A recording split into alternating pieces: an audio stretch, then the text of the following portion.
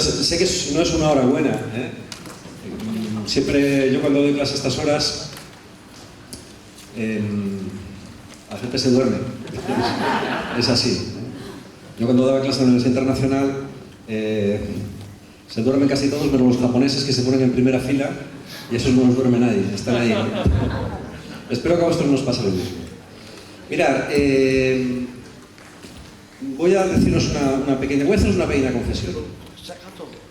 De todas las charlas que he preparado en los últimos tiempos, son bastantes, yo lo bastante, esta es la más difícil que me ha tocado preparar. Me siento un poco incómodo porque no os veo, ¿eh? Solamente tengo una luz como si fuera un interrogatorio esto, y alguien estoy diciéndome, habla, ¿eh? No os veo y me gusta conectar con el público. Lo tengo difícil porque al no veros es complicado. Digo que me ha resultado muy difícil preparar esta charla. Y os explico por qué. Soy de esas personas que, no sé por qué razón, vivo con pasión ciertas cosas. Y esas cosas que uno vive con pasión no las elige. Lo curioso en la vida es que hay veces que las pasiones, lo que mueve a uno por dentro, uno no lo elige.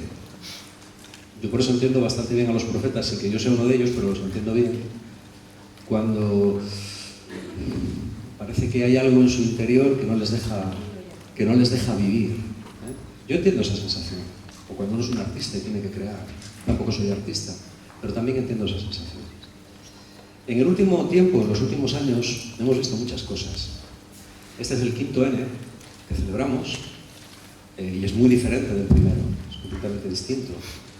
El número de personas se ha triplicado, el número de orígenes de las personas que vienen también se ha multiplicado.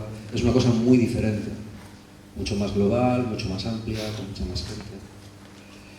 Cuando empezamos esta experiencia del N hace 5 años, la idea que teníamos era muy simple, era muy sencilla, y era la de, bueno, pues, ¿cómo podríamos anunciar a algunas personas, poquitas, que tenemos una inquietud muy grande por temas como la nueva evangelización, el querigma, la vida comunitaria, todas aquellas cosas que hacen que el cristianismo sea lo que es? ¿Cómo podríamos hacer esto para llevarlo, para multiplicar su efecto en un país como España, que, bueno, daba la impresión de que estaba un poquitín pues ahí en la encrucijada de plano? Las cosas han cambiado, y si a mí me ha costado mucho preparar esta charla, es porque mi manera de ver las cosas también ha cambiado. Yo sé que la mayor parte de las personas que estáis aquí es la primera vez que venís. Aunque no os vea, sí os veo mejor. Tendría que haber venido con una gorra. ¿Cuántos, ya sé que ya lo han preguntado alguna vez, pero ¿cuántos es la primera vez que venís? Vale. Bien. Eso lo hace más difícil todavía. Es difícil porque hay una serie de cosas que uno va viendo y que van cambiando la perspectiva de ver las cosas. Yo hace 5 años veía la cuestión de la nueva evangelización o de la evangelización a secas. El Papa Francisco prefiere hablar de evangelización a secas, yo también. Lo veía más fácil. Ahora lo veo más difícil. Que lo vea más difícil no significa que esté más desanimado, pero lo veo más difícil. Yo he estado escuchando las ponencias, me han parecido magníficas, algunas de las que he escuchado, las he escuchado todas. En cada una de ellas yo creo que se ha dado una faceta de lo que es la vida de la Iglesia, de lo que es la vida de Dios, una faceta muy enfocada en un aspecto y muy interesante. Yo me planteaba, bueno, yo termino, ¿cuál va a ser mi conclusión? ¿Qué puedo aportar yo que no se haya dicho ya? ¿Vale? Pues voy a aportar una serie de cuestiones y voy a ser sincero con vosotros. Hay otras cuestiones que no voy a aportar porque este no es el lugar para hacerlo. Es decir, no voy a decir todas las cosas que pienso porque este no es el lugar.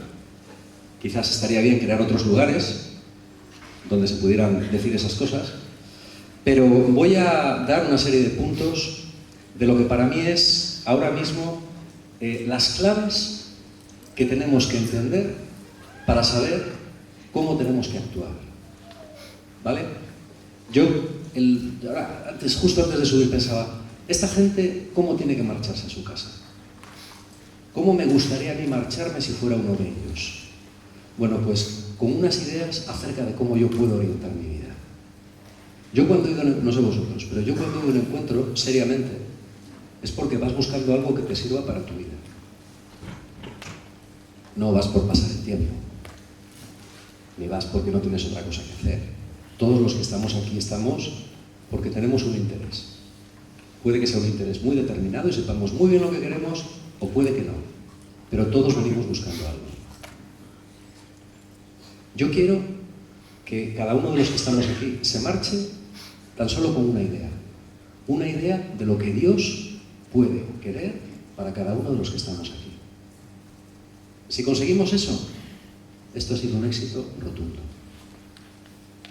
¿Por qué? Porque lo más importante para cada uno de los que estamos aquí es saber cuál es la voluntad de Dios para nuestra vida y hacerla, ¿o no? Sí. Es así. Yo estoy seguro, conozco a algunos, otros muchos no, pero estoy seguro de que cada persona que ha venido aquí, desde sus circunstancias, en el fondo de su corazón, viene buscando eso. ¿Vale? Yo voy a dar unas intuiciones. Hay gente que a veces me pregunta cosas y me dice, ¿tú cómo crees que va a vivir? Y yo, pues no sé, no tengo ni idea. Pero voy a dar unas intuiciones de lo que yo creo que es el mover del espíritu y de la historia, porque nosotros tenemos un Dios que se manifiesta en la historia, de por dónde tenemos que ir los cristianos, tanto como iglesia como individualmente. Ese es el objetivo de mi charla. Y voy a dar ideas, unas pocas ideas que no son nada originales, que las habéis escuchado 50.000 veces y que a lo mejor al final dices, ahora pues por paso de una ponencia, macho, mejor me hubiera quedado durmiendo la siesta. Pues a lo mejor. Pero yo hago lo que puedo, ¿vale? ¿Estáis de acuerdo conmigo? Sí. Bueno, vamos a ver, mirad. Vamos a ideas fundamentales, no me voy a liar. La primera idea que tenemos que tener en cuenta es la siguiente. Se ha apuntado de distintas maneras. Estamos en una época de cambio de paradigma.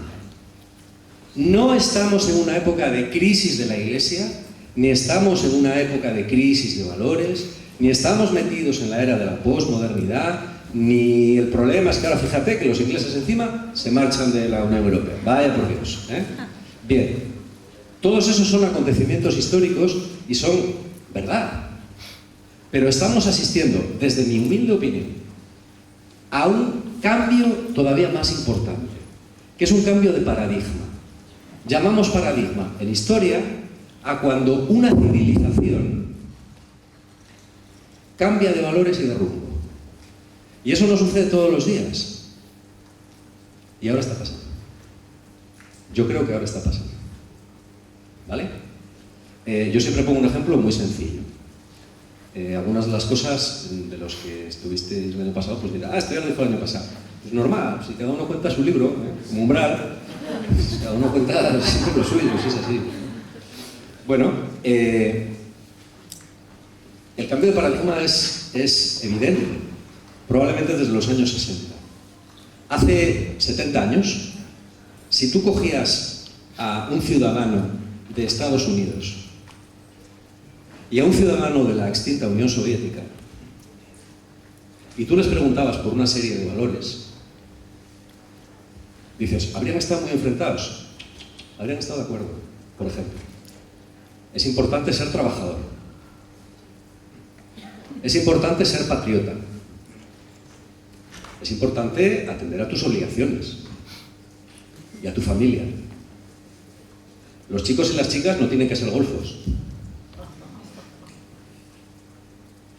Hay que trabajar, hay que estudiar, hay que labrar su futuro. Un chino de la China de Mao, de antes de la Revolución Cultural, un ruso de la Rusia soviética, un alemán, un español y un norteamericano, hace 60 años habrían estado de acuerdo en estas cosas fundamentales. ¿Ahora? No. Ahora no, amigos. Esos valores que en un tiempo vertebraron y estructuraron la sociedad, ya no existen. Hace poco leí una encuesta que se hacía sobre el patriotismo en Francia. Perdón. ¿Sí, en serio? Entrevistaban a jóvenes franceses y decían el 52% que ellos, si Francia era invadida, porque la invadieran, que ellos no pensaban ir a luchar ni por Francia ni por su madre. Pues sí. ¿Ir a luchar por Francia? Anda ya. Pues si la invaden, que la invadan. ¿Sabes? Es un ejemplo. ¿De acuerdo? Ponte tú a decir ahora que hay que ser patriota en un instituto. No lo puedes decir, digamos, ¡ay, qué facha, Dios mío! No, pero yo solo digo que es el patriota. ¡No, facha! En España todavía llegamos a más. En España, bueno, pues no me voy a meter en ese tema.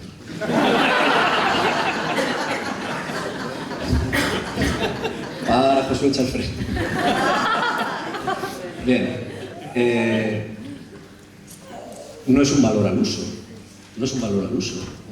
Hace poco me decía una chica, dice, no, yo cuando... Una chica de bachillerato, una alumna mía, dice, yo cuando fulanito viene a dormir a casa, digo, ¿quién es fulanito? Dice, mi novio.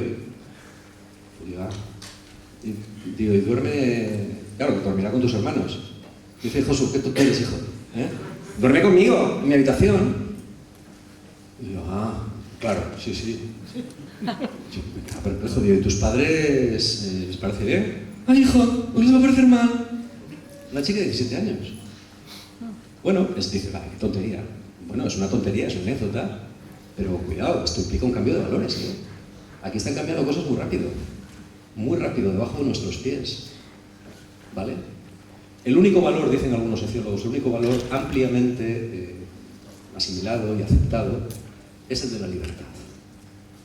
No hay más valor que el de la libertad. Y el de la libertad frecuentemente se asocia a yo, soy yo, y mis pensamientos, y sobre todo mis sentimientos, son la razón más profunda para que yo haga lo más importante en este mundo. ¿Qué es lo más importante en este mundo? Lo que a mí me da la gana. Estamos en esa sociedad en la que el raciocinio, el discurso intelectual ya no manda. Yo cuando leo a algunos teólogos, hace poco leía una cosa de un teólogo que no es, bueno, mucho santo de mi devoción, pero bueno, y él decía, mi esfuerzo es hacer que la gente entienda las últimas realidades escatológicas de acuerdo con la cultura contemporánea. Y yo pensaba, este pobre hombre, ¿pero a quién tú crees que le importa eso? Eso no le importa a nadie. Digo, dedícate a otra cosa, apúntate a Cáritas, déjate de escribir libros. Es una pérdida de tiempo eso, ni lo va a leer nadie, ni le interesa a nadie. Eso era antes. Eso se acabó en los años 70. Eso ya no le interesa a nadie. Estamos en una sociedad líquida y en una sociedad que no admite instancias superiores, ni de comportamiento, ni de actitud, ni de nada, a principio fundamental que mueve la humanidad, que es lo que a mí me da la gana. Yo lo digo de una forma muy así, porque sé que sois gente de iglesia y que estáis educados de otra manera, pero los raros sois vosotros, amigos, no ellos. Hace poco hablaba yo con un sacerdote y decía, es que además empleaba esta palabra, me hizo mucha gracia, un sacerdote así como muy puesto. Es que hay una verdadera desafección hacia la iglesia. Sí, desafección, sí. Desafección. Mi hermano el pequeño, es una cosa que hablaba anoche en la cena con unos, mi hermano el pequeño trabaja en la tele, no sé en qué cadena trabaja, porque está cambiando de trabajo continuamente. Y está casado con la periodista Diana Rastin, que es una entrevistadora del Mundo. Y son gente muy cool. Yo a mi hermano le saco 18 años. O sea que si yo soy joven y guapo, pues... Y él además es alto. Él además de joven y guapo es alto, ¿no? Y 18 años más joven que yo. Ellos se codean mucho con la gente guapa de Madrid. Mi cuñada conoce a todo el artisteo, a todos. Tú le preguntas, ¿cómo es fulano? ¡Uf, insoportable! ¿Cómo está el actor? Venga, la aguante. Vale. Y la última comida familiar, nos vemos muy poco porque los tres hermanos vivimos incluso en países distintos. La última vez que nos juntamos les preguntaba yo de los dos, en casa de mi padre, y oye, vosotros, cuando estáis en vuestros ambientes y tal, la iglesia, ¿qué dice la gente de la iglesia? Y ya digo, mi cuñada, que es muy cool, ¿no? Es muy maja, es muy maja. Dice, ay, la iglesia ya. Dice, pues la verdad es que nunca se habla de la iglesia. Dice, hombre, a veces sí, a veces pues sale pues, para criticarla, a veces, pero bueno, menudos trogloditas y tal, pero no se habla nunca, ni bien ni mal, simplemente no se habla. Es una cosa totalmente irrelevante. Esto fue lo que me dijo. Me dije, Ellos saben que nosotros llevamos la vida que llevamos, más que yo creo que ellos no entienden, pero bueno, más o menos, ¿no? No, bueno, no, la gente no es que hable mal, ¿eh? No se habla nunca. Nunca. Este es el mundo en el que estamos. Esto significa que estamos viviendo un cambio de paradigma. Primera idea muy importante. ¿Vale?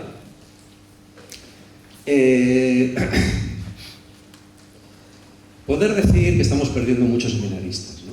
En los últimos, del 2002 al 2010, España y Italia han perdido 1.700 sacerdotes, que Alemania ha perdido 1.900, que Irlanda, que es más pequeña, ha perdido 400, o que Francia ha perdido 4.300.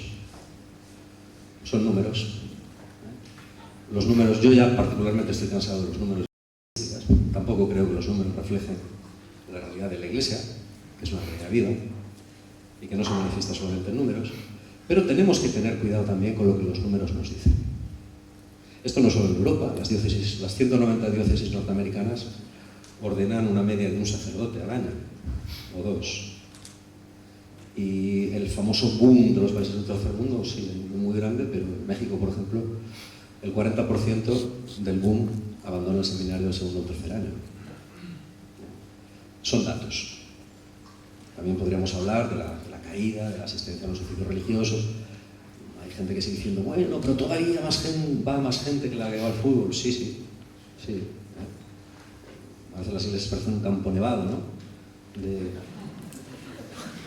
A ver, y esto lo digo con todo el respeto, cuidado. Yo no soy de esos fanáticos que piensan que es como si un joven valiera más que 4 personas mayores. ¿A qué fin? A Dios eso no le importa, más da que la gente sea mayor. Para allá vamos. Pero son síntomas que tenemos que tener en cuenta. Ante estos síntomas se hacen cosas, ¿no? Por ejemplo, se convoca el ELE. Estamos ahí para decir, bueno, ¿y qué hacemos, no? Yo lo que he percibido en los últimos años, y os voy a compartir aquí pues, con confianza, es que en España ha habido muchas iniciativas que se han llevado a cabo con muy buena intención, pero con una ingenuidad enternecedora. Es decir, no, pues ahora vamos a juntarnos a rezar un rosario en una iglesia y vamos a salir a evangelizar a los jóvenes de la zona de Zaragoza, ¿no? O de Logroño o de Alicante, ¿no? O vamos a salir por el barrio de Chueca y es que lo vamos a arrasar. Yo digo, bien, me parece muy bien, ¿eh? Y encima vamos a hacer una web, lo vamos a exportar, lo vamos a llamar Young Connection, ¿eh? El nombre tiene que ser en inglés, eso es fundamental, ¿vale? O Spirits in Fire, o algo así, lo que se te ocurra. Yo digo, mira, cuando yo escucho a esos jóvenes, a mí me enternezco, porque hay que tener valor. Yo también lo hice cuando tenía 17 años. Yo iba a evangelizar a lo mejor a los de comisiones obreras. En la fiesta de trabajo tenían expos y yo iba allí a darles pegatinas de Cristo Salva. Yo esto lo he hecho. Claro, ahora te ríes, y aquella gente me miraba así como diciendo, joder, estos están cada vez peor. Bueno. Yo entiendo que estos jóvenes lo hagan, y hace bien, pero les hace bien a ellos mismos. Lo que no podemos decirles a estos jóvenes es que están evangelizando, porque no están haciendo nada. Eso es no hacer nada. Con todo el cariño, a mí eso me parece hacer el canero. Porque la gente se ríe de ti. La gente se ríe de ti. No, este tema, es una cuestión importante que quiero decir, no se arregla con métodos. Esto no lo arregla ningún método. No es cuestión de métodos. Hay muchísimos métodos que funcionan muy bien y que cada uno de ellos cubre una parte. Pero el problema del cambio de paradigma, y eso es lo que yo os quiero transmitir a todos los que estáis hoy aquí, no es una cuestión de método, es una cuestión de cambio estructural. Eso es lo que pienso yo. Si alguien descubre un método que arregle esta situación, de verdad, porque yo me convierto a ese método y abandono mi comunidad, mi familia y lo que haga falta, por seguir ese método. Pero que me lo muestre con resultados. Yo creo que ese método no existe. Hace unos años todavía no lo podía creer, ahora no me lo creo. Esta es la primera idea que quiero decir.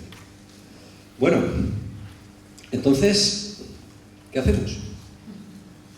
No hay método. Global. Hay muchas buenas iniciativas. Yo creo que Alfa ha sido una iniciativa extraordinaria, por ejemplo. No quiero vender aquí Alfa. Ya hay otra gente que se encarga de informar sobre ella, ¿no? O, bueno, pues lo que compartió Fabri ayer. Existen métodos como las células parroquiales de Milán, de San Eustorgio. Existe el cine, que funciona en muchos lugares de América Latina. Está el método del Kekako, que emplea en algunas comunidades, en algunos movimientos. Está el método de las escuelas de San Andrés. Hay muchas metodologías que son buenas, pero que llegan a un público muy determinado sociológicamente y que obtienen unos resultados que son muy importantes, pero que necesitan ser complementados por otras cosas. En mi humilde opinión, y es mi opinión, luego vamos a ver un turno de preguntas, me contradecís, me tiráis lo que queráis, yo aquí expreso mi opinión y sé que puedo estar equivocado. Yo lo único que puedo decir es que estoy con los ojos muy abiertos y me paso horas y horas dando vueltas por mi jardín, rezando y reflexionando sobre estas cosas. A veces estoy pasando por el jardín y se me acerca uno de mis hijos y me dice: «Papá, ¿estás orando?». Y yo digo: «Sí». «Ah, bueno, entonces me voy». Esto es muy típico, cuando me ven por allí. ¿Por qué lo hago? Porque no lo puedo evitar.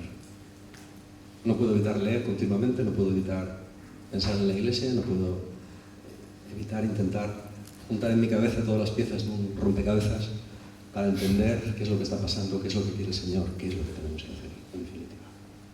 Esa es mi pasión y aquí vengo a desahogarme, a contaros mis paranoias.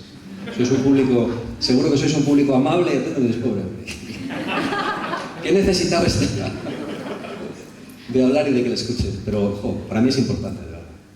Bueno, ¿qué tenemos que hacer? A mí se me ocurren una serie de ideas. Lo primero, yo creo que tenemos que escuchar. Escuchar al mundo. A mí me parece que los cristianos estamos demasiado obsesionados con hablar y con vender nuestro producto como sea. «Señor, cómpreme la batidora, señora, pero que ya tengo 3. No, pero con esta es mucho mejor que las otras 3, tírenlas». No hace falta hacer eso. No es necesario. Ni es conveniente. Yo me paso mucho tiempo escuchando a adolescentes. Por ejemplo, en la comunidad yo no me encargo prácticamente de ninguna cosa práctica importante, pero hay una que sí hago, que no sabes cuál es. Del grupo de gente más jovencita que viene a la comunidad, me encargo yo. ¿Por qué? Para escucharlos. En clase, en la medida en la que mis obligaciones académicas me lo permiten, paso muchísimo tiempo escuchando a los chavales. Sobre todo a los mayores, a los de primero y segundo bachillerato. ¿Por qué? Porque esa es la realidad. La realidad no es el N, con lo que aquí hablamos, las paranoias que nos montamos. La realidad es esa otra. Y esa realidad hay que escucharla. El primer acto de evangelización es escuchar. ¿Qué hace Jesús con la samaritana? Dile: «Tú, samaritana, pecadora, ¿quién te manda a orar en Garicín? ¿Tienes que ir ahora a Jerusalén? Vosotros sois unos herejes, estáis aquí desde la época probablemente del exilio, o a lo mejor hasta desde después. Conviértete, adúltera, ¿cuántos maridos has tenido? Va». ¿No? Jesús se siente y dice: «Dame agua. Vamos a charlar. Dame agua, tú, vil mujer samaritana, dame agua». Eso nos lo dijo, pero dijo: «Dame agua». La escuchó y después le devolvió el eco. A veces yo creo que la evangelización es escuchar, es como el acompañamiento, ¿no? Es acoger lo que el otro te dice y devolvérselo desde una perspectiva de Dios. Acoger y devolver lo que el otro te ha dicho desde una perspectiva salvífica. ¿Vale? Esta es una idea muy importante.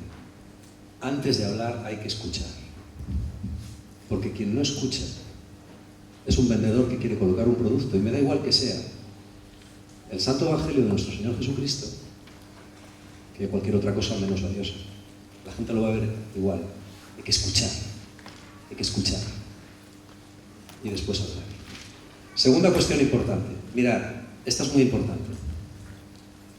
Se me ocurrió hace 3 o 4 días la frase. La evangelización es un diálogo con la cultura. No puede haber evangelización si la transmisión del mensaje de Jesús no se hace en un diálogo con la cultura. Con la cultura a la que quieras evangelizar. Por eso hay que adaptar el método. ¿Vale?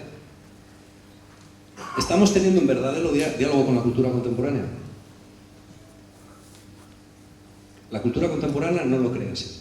Yo no sé nosotros. La cultura contemporánea no lo cree así.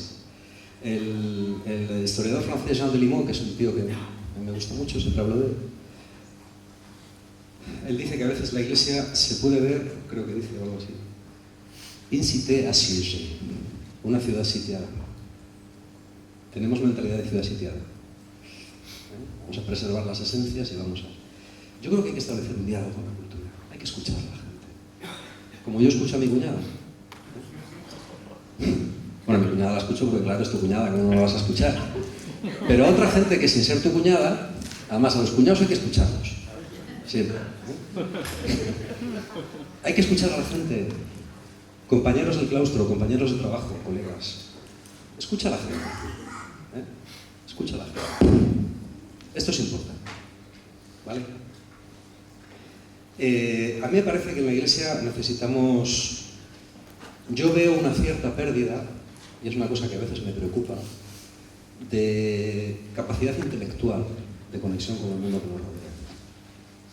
Yo pienso concretamente en la Iglesia española de los años 70 y 80. Yo estudié en esta venerable ciudad. Ya me olvidé del calor que hacía aquí. Yo estudié aquí y tuve la suerte de compartir. Yo viví en una residencia que era la Universidad Pontificia y compartía vida con algunos de los profesores más eminentes de teología que hay en este país, con profesores aquí en Ponti. Pues con José Román Flecha, el moralista, con Tellechea, el historiador, en fin. Yo aquí escuché por vez primera a Leonardo Boff y a Hans King cuando todavía eran ortodoxos. Aquí escuché a Karl Rahner, a tanta gente, Es interesante tomarte un café con esta gente. Yo no percibo que haya esa densidad intelectual en la Iglesia española, no sé cuál es la razón. Yo creo que a nivel europeo sucede lo mismo. Es cierto que esta añada, digamos, de pensadores y teólogos que hubo después del concilio, un Henri de Lubac, un Yves Congar, un Karl Rahner, o un von Balthasar. Esa gente es difícil que se repita, ¿no? En un periodo de la historia, o gente muy excepcional, pero yo creo que estamos perdiendo entidad intelectual. Yo creo que esa hay que recuperarla. ¿Cuántos de los cristianos que hablamos de evangelización leemos literatura contemporánea? ¿Quién lee, por ejemplo, a Méline Nothomb o a Murakami? A Houellebecq, aunque esté tumbado. Cuando tú lees eso, te pones en contacto con un mundo. Esto es importante también. ¿Vale? Esta es otra cuestión que yo apunto también, el diálogo con la sociedad. Claro, me estaréis diciendo, qué bonito, Josué, pero son todo como cosas muy etéreas, ¿no? Bueno, sí y no. Sí, si pensamos que son otros los que las tienen que hacer, pero si pensamos que somos nosotros, no. Podemos cambiar nuestras actitudes, podemos escuchar. La gente, mira, hay una cosa que es... ¿A que no sabéis lo que más quiere la gente? De todo el mundo. Creyentes, no creyentes, paganos, hombres, mujeres, sobre todo mujeres. Pero ¿a que no sabéis qué es lo que más quiere la gente? Que la escuchen. Si tú escuchas a alguien, tienes el éxito garantizado. Todo el mundo necesita ser escuchado. Todo el mundo. Esto es algo muy importante en la evangelización. Lo dije antes, pero esta actitud la podemos cambiar todos. Podemos empezar a leer otras cosas. Podemos empezar a intentar entender qué es lo que está pasando. Hablar menos y escuchar más, pensar. Esto yo creo que es importante. Bien. Vamos a pasar a cuestiones más concretas. Mirad, yo creo que hay ciertas cosas que la Iglesia debe cambiar. No solo el mundo debe cambiar, la Iglesia también debe cambiar. Hay una serie de cambios en la Iglesia que no nos conciernen a ninguno de los que estamos aquí, que le corresponden al Santo Padre, y él, con la gente que le asesore, debe considerar si los lleva a cabo o no los lleva a cabo. Me consta que él está bueno, pues, en esa visión. Desde el punto de vista de la historia, y repito que esta es mi opinión, si alguien quiere disentir, yo estoy totalmente acepto que esto sea así. La iglesia que tenemos ahora, el esquema organizativo de la iglesia que tenemos ahora, tal y como la conocemos, es un esquema que hunde sus raíces en el siglo XI y especialmente después en el siglo XVI. No os voy a meter un tostón de historia, ahora, no lo voy a hacer. Pero no podemos entender qué es lo que está pasando si no sabemos por qué empezó a pasar. En el siglo XI, la Iglesia tuvo que dar respuesta a una serie de cuestiones, que son muy diferentes de las de ahora. Y esas cuestiones todavía se afirmaron más en el siglo XVI después del Concilio de Trento. Y la Iglesia se organizó con unos parámetros. Los parámetros eran la territorialidad, la estructura y el control, que eran elementos importantes en el siglo XVI. Trento es un concilio que tiene muy mala fama, pero fue un concilio extraordinariamente importante, en la que la Iglesia se la jugó y que tuvo unos efectos beneficiosos muy importantes. Otros no, pero los hubo que sí. Mientras la Iglesia contó con una sociedad que no había cambiado en 2000 años, que era rural, poco culta, centrada en núcleos, pues, en pueblos, pequeñas ciudades o en barrios muy determinados, el sistema parroquial, tal y como lo conocemos hoy, era el ideal. Mientras la Iglesia contó con un clero numerosísimo, yo hice mi tesis sobre este tema y en Cantabria, que era una zona bastante mala, teníamos un cura por cada 50 personas en el siglo XVIII. Eso es una densidad altísima. Mientras hubo una mano de obra, digamos, de agentes pastorales, como decimos hoy, extraordinaria, hubo un sistema que funcionó. Los laicos eran analfabetos y a los laicos se les enseñó. Por ejemplo, los obispos de los siglos XVII y XVIII, yo estoy harto de escuchar y de leer cartas y declaraciones de ellos. ¿Sabéis por qué estaban obsesionados? Porque la gente supiera las verdades, supiera decir las verdades necesarias para la salvación, que era el Padre Nuestro, la salve, el credo y los 10 mandamientos. Si tú sabías eso, se consideraba que, y cumplías con los ritos, te salvabas. Y durante siglos, puede que lo sepáis, puede que no lo sepáis, pero esto fue así. Durante siglos, primordialmente, lo que se le enseñaba a la gente era cumplir unos rituales. Y el cristianismo que se enseñaba era un cristianismo que incidía en eso. Por supuesto que en la Iglesia siempre ha estado el Espíritu Santo y la Iglesia siempre ha sido un vivero de santos y de gente analfabeta y de gente sabia, y eso lo ha habido siempre. El esquema predominante era ese.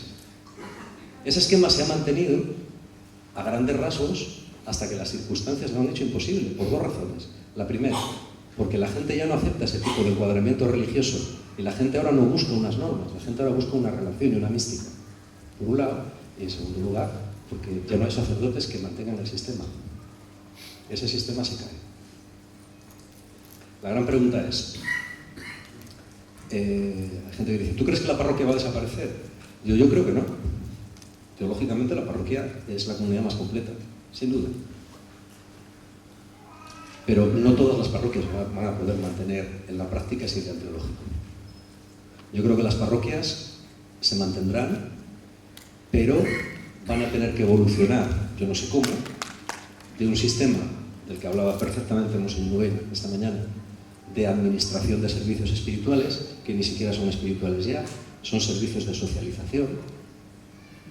A ver, cuando digo servicios de socialización quiero decir, hombre, yo a mi padre no le puedo enterrar como un perro, entonces voy a la iglesia, pero ¿por qué es una iglesia? Si fuera en Japón sería un templo budista. ¿Me entendéis? O sea, no hay contenido religioso muchas veces. Yo lo veo en las parroquias en las que yo estoy. No hay contenido religioso en lo que la gente te pide. La gente te pide que tú organices un acto de sociabilidad. Como decía el año pasado, pues eso, lo que decía Ángel, un cura amigo mío, ¿no? Le decía al obispo, señor obispo, tú lo he dicho más veces, yo estoy harto de casar paganos, de enterrar paganos y bautizar hijos de paganos.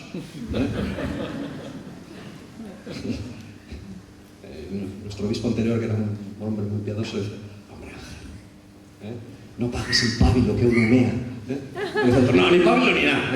Eso ya está pagado. Bueno, pero la Iglesia sigue gastando una enorme cantidad de energía en mantener eso. ¿Hay que hacerlo? Pues seguramente sí. Pero ¿cómo vamos a hacer la transición? ¿O no hay que hacer ninguna transición? ¿Cómo vamos a pasar de la estructura clerical basada en la administración sacramental y en el cumplimiento a la estructura comunitaria basada en la conversión, el discipulado y la maduración de... ¿Cómo se va a pasar? ¿Se va a pasar así por inercia? No sé. No lo sé. Yo creo que hay cosas que tienen que cambiar. Yo creo que hace falta, mi añorado José Luis Mardones decía siempre que hace falta crear un laicado maduro. Pero es que un laicado maduro va a plantear otras exigencias. Entonces necesitaremos un sacerdocio también capaz de generar esas exigencias. ¿Estamos preparando a esos sacerdotes? ¿En los seminarios? ¿Lo estamos haciendo? No. ¿Lo vamos a hacer? Yo son cosas que dejo ahí, son cosas que no son asunto mío ni asunto vuestro. Pero las digo porque no me parece honesto hablar de nueva evangelización sin dar una perspectiva real de las cosas. Es mi opinión, digo que cada uno puede estar de acuerdo con ella o puede no estar de acuerdo. Bien. A mí me parece que tenemos que ir a entender también otra cuestión que es importante. Va otra confesión. Como sabéis, yo llevo una comunidad, Dios me llevó a fundar una, pues increíblemente, ¿no? Pues sin yo tampoco buscarlo demasiado. Llevamos ya 25 años en ella y bueno, pues ha habido unos frutos, son modestos, pero ahí están. El mayor problema que yo he tenido, también lo planteé el año pasado, y yo creo que es importante que lo tengamos en cuenta porque creo que en este mes se habla un poco de eso. Es importante mantener la parroquia, pero es importante aceptar también a las nuevas comunidades. ¿Por qué? Yo os voy a decir una cosa en confianza. Como miembro de la Iglesia de Cantabria, como profesor de religión, como miembro de 2 o 3 delegaciones pastorales y miembro también del Consejo Diocesano, durante mucho tiempo yo he sentido que los miles de horas de trabajo y el fruto que ha dado Fe y Vida no solo no era un activo en mi vida de creyente, sino que era algo que me tenía que hacer perdonar. No sé si entendéis lo que estoy diciendo. Lo explico otra vez. Si yo hubiera sido un padre de familia, de unos cuantos hijos, profe de religión, que se enrolla bien con los chavales, que da catequesis, cuya mujer da catequesis en su parroquia, que yo doy catequesis de confirmación, que estoy en el Consejo Diocesano, ¿qué tal? Dirían, este es un laico como debe ser. Sin embargo, yo he sentido que muchas veces gente de iglesia me miraba con recelo porque además de todo eso, yo era fundador de una comunidad. ¿Me entendéis ahora? Eso debe cambiar, porque es muy duro. Es muy duro para mí, es muy duro para mi gente. ¿Por qué? Porque no sé por qué razón, si perteneces a una comunidad, no eres tan iglesia diocesana.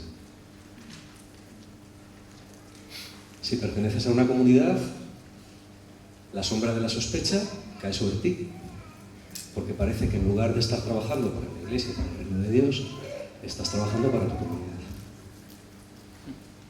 Yo no sé si en algunos casos eso será así. Yo os digo que en mi caso, vamos, por lo que me paga la comunidad, el chofer que tengo y el coche que me ponen, no me merece la pena el trabajo.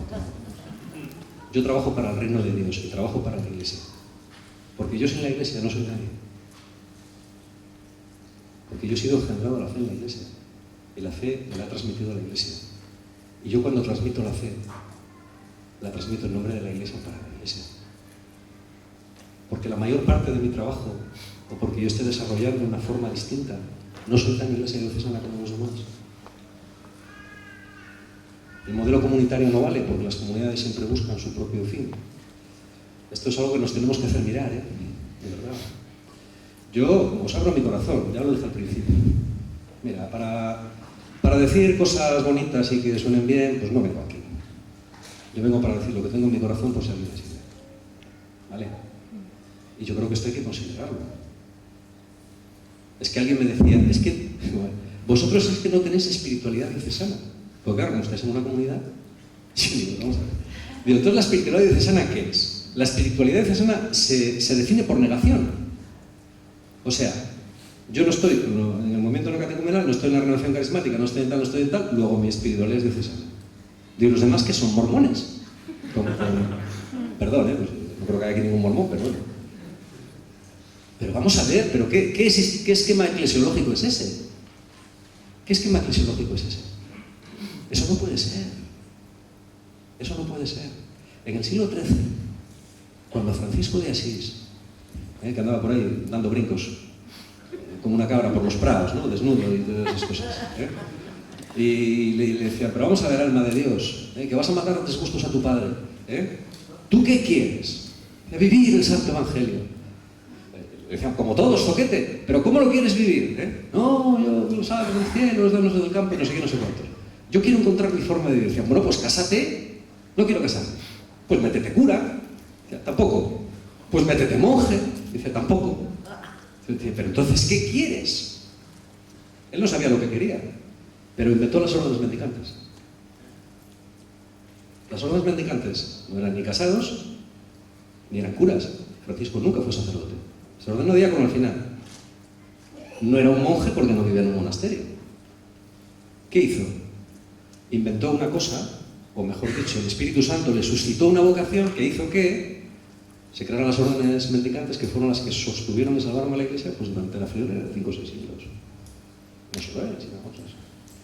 ¿No podría estar pasando lo mismo ahora con las comunidades? Lanzo la pregunta.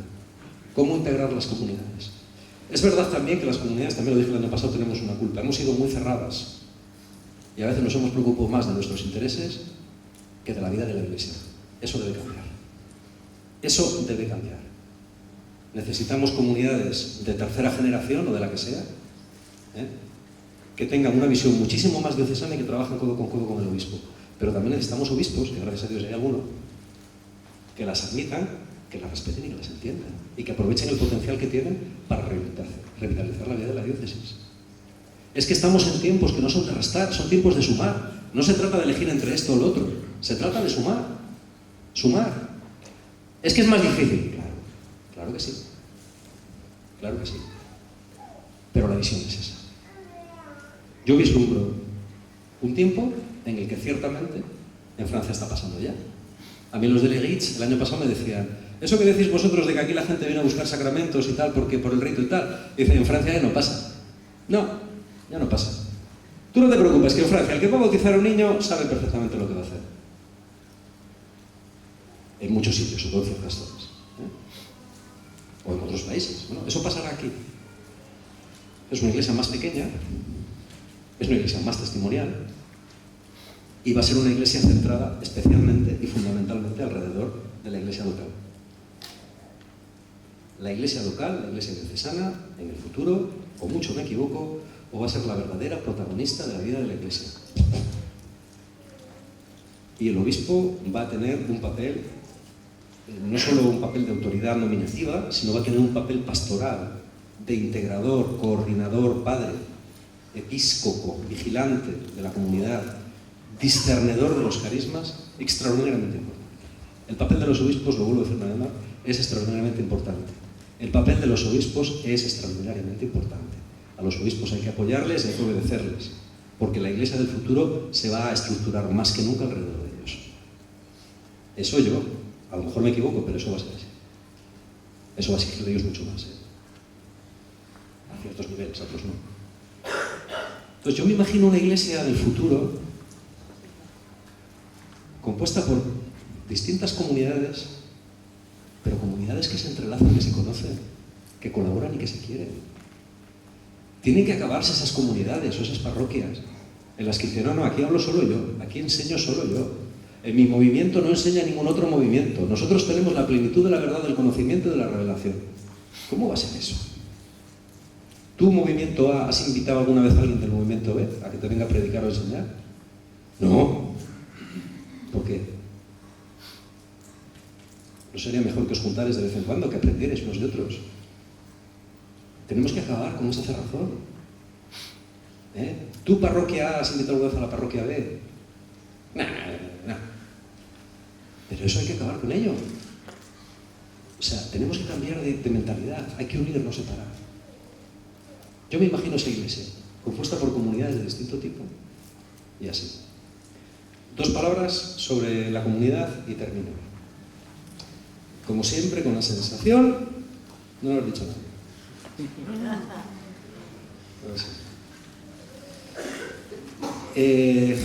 Del sistema de la práctica, tenemos que pasar al sistema de la relación personal. La relación personal con Dios y del discipulado. El discipulado no se arregla con un cursillo. Hacer un discípulo no se hace en 1 año, ni en 2, ni en 3. Hace falta una vida entera, por lo menos unos cuantos años, de estar con la persona, de apoyarla, de sostenerla en sus momentos débiles y de enseñarle lo que es el camino de la fe. Eso hay que hacerlo. Hasta que no hagamos eso, no tendremos una iglesia de discípulos. Y hasta que no tengamos una iglesia de discípulos, no evangelizaremos. ¿Por qué digo esto? Última nota histórica. Menudo coñazo, pero mirad, lo decía ayer en el taller sobre la iglesia. Es curioso porque en el Nuevo Testamento y en la patrística más antigua casi nunca se habla de evangelización. Rara vez. Los escritores antiguos lo que insisten y machacan una y otra vez es en la calidad de los cristianos. Calidad. Dices, qué raro, no hablan de estrategias, ¿no? A ver, os vais a juntar en la plaza del pueblo y ahí vais a predicar y cuando vengan a tiraros piedras salís corriendo y entonces metéis en una iglesia y alguno entrará, entonces cerráis la puerta. Ni en el Nuevo Testamento, ni los padres apostólicos, ni qué sé, ni Clemente, ni Ireneo, ni Ignacio, ni Justino, en toda esta gente del siglo I, siglo II, no se habla de esto apenas. Y la patrística posterior tampoco. Esa gente estaba obsesionada con cómo ser buenos cristianos, eso sí. Y sin embargo, ¿sabéis lo que pasó al tiempo? Que las comunidades cristianas se esparcían como setas. Entonces, tenemos a una gente que no está obsesionada con evangelizar, sino con formar cristianos de calidad, pero que a la vez crece como setas. ¿Cómo se come eso?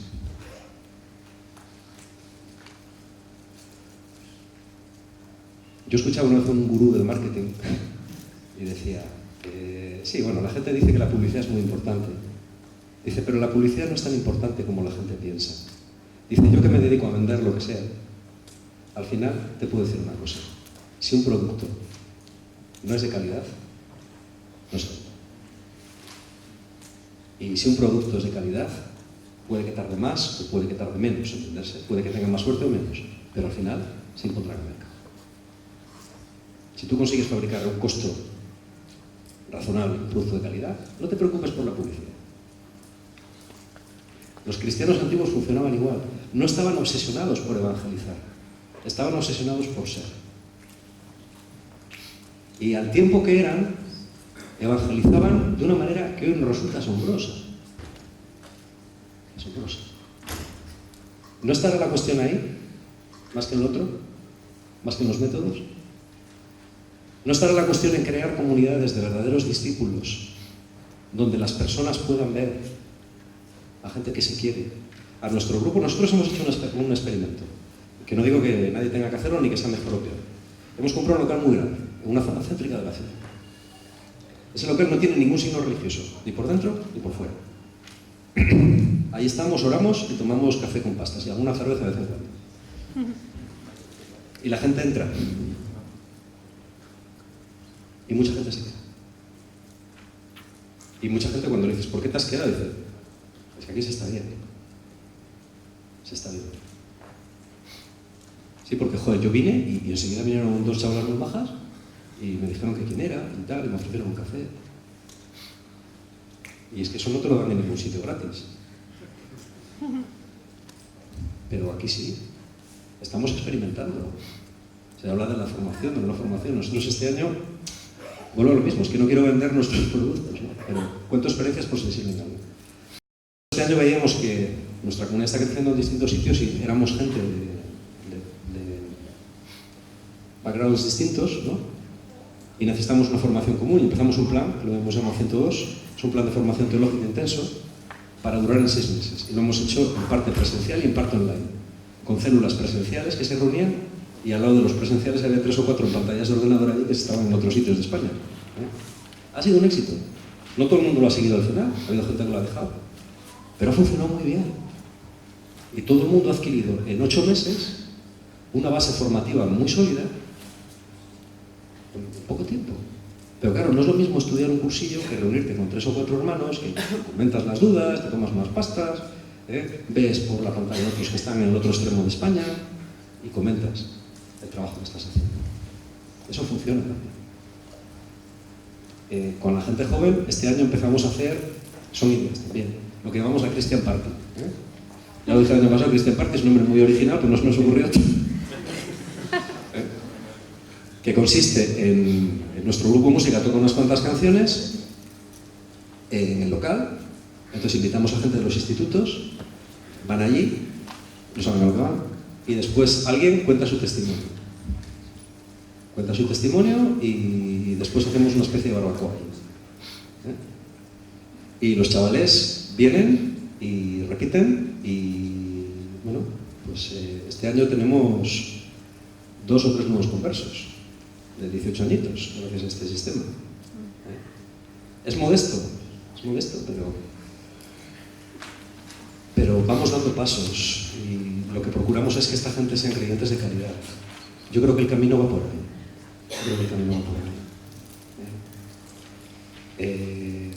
Y lo último que quería deciros es, lo más importante es que cada uno de nosotros tenga una vida de calidad con Dios. Yo no sé por qué has venido tú, ¿no? Porque habéis venido cualquiera de los que estáis aquí. Seguramente hay gente que lleváis que sois unos santos acabados y otros a lo mejor recién empezáis. Pero de lo que estoy seguro es de que lo más importante que podéis llevaros del ENE es saber que el Señor os necesita, os busca y os quiere. Y que el partido no se ha terminado aquí para nadie. Aunque tenga 80 años. No sé si habrá alguien de 80 años. El partido no se ha terminado aquí para nadie. Decía una vez Olegario, González de Carredal, yo le escuché una vez que decía, yo cuando doy clase lo hago con muchísimo respeto, porque digo, fíjate que si entre mis alumnos está la próxima Teresa de Jesús, y yo le enseñé cristología. ¿Quién sabe si aquí entre los que estamos no está el iniciador de un movimiento que va a cambiar la faz de este país? ¿Quién sabe si Dios ha elegido a alguno de los que estáis aquí? Algunos es evidente, porque son obispos. Pero ¿quién sabe? O sacerdotes, o líderes. ¿Quién sabe lo que Dios tiene para cada uno de los que estamos aquí y lo que cada una de esas personas va a ayudar a que gente en este país le quiera, le ame? Yo les decía ayer a los del taller, cuando tú ves a un chico o una chica que les has dado clases desde primero de la ESO y en cuarto o en primero de bachillerato, gracias a una chorradita de estas que haces, se convierte y un día te viene y te dice, Josué, ayer estaba leyendo este pasaje de la Biblia y no lo entiendo, ¿me lo explicas? Te explicaré. Y digo, sí, lo que tú quieras. O te dice, bueno, pues mira, es que en la oración personal cada día tengo estos problemas. Y digo, no son problemas, eso es una maravilla. A mí se me caen a los pies, es que se me quitan todos los cansancios. Porque es un alma salvada. Y un alma salvada, lo decía ayer también, creo que era San Agustín que lo decía, es una obra mayor que la de la creación. Uno. Puede que no consigamos evangelizar a España, pero si conseguimos evangelizar a 1, 2 o 3, si conseguimos crear una pequeña comunidad donde la gente pueda crecer, donde la gente pueda ser levantada, donde la gente pueda ser enseñada. Y el día de mañana, como dice Pablo, sea uno que a su vez pueda enseñar a otros. Eso es la leche. Perdonadme la expresión. Eso es una maravilla. Yo estuve 15 años, he estado 15 años. El año pasado dije que llevaba un montón de tiempo sin que nadie se convirtiera en el instituto. Este año se han convertido 3 o 4 personas. Vamos a ver. Pero he estado 15 años orando, y voy a seguir. Tenemos que orar. Tenemos que orar. Hay que orar continuamente al Señor por la gente, por este país, tener pasión por este país. Orar por nuestros vecinos, orar por los chavales que vienen a la parroquia, rezar por ellos, con nombres y apellidos, todas las noches, 5 minutos por ellos. Yo tengo una lista y todas las noches digo, te pido por fulanito y por fulanita, te pido por él, por ella, te pido. Porque dice la palabra de Dios que la oración del justo o del creyente tiene mucho poder. Pues tenemos que empezar por ahí. Tenemos que ser personas enamoradas de Jesús.